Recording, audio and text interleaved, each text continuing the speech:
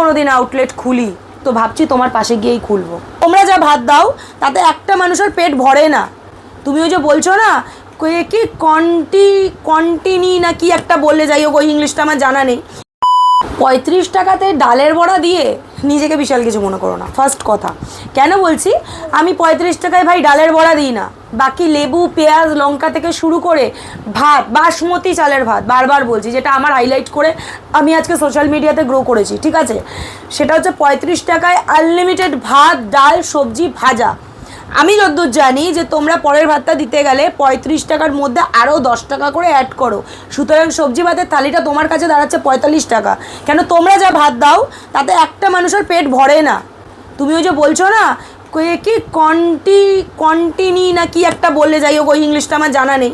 আমি যতদূর জানি কোয়ান্টিটি, তো কোয়ান্টিটিটা আমি যা দিই আমার কোনো লিমিটেড কোয়ান্টিটি নেই, আনলিমিটেড কোয়ান্টিটি। মানুষ পেট ভরে খাবে। আমি ছোলার ডালের বড়া দিই না, কিন্তু ভাত ডাল সবজি ভাজা আমি আনলিমিটেড খাওয়াই মানুষকে, যেটা মানুষের প্রয়োজন। আমি কিন্তু ওটার বিল 45 টাকা করছি না। আমি যদি কোনো দিন 5 টাকা বাড়াইও তো তার সাথে একটা আইটেমও অ্যাড করব, সেটাও থাকবে আনলিমিটেড।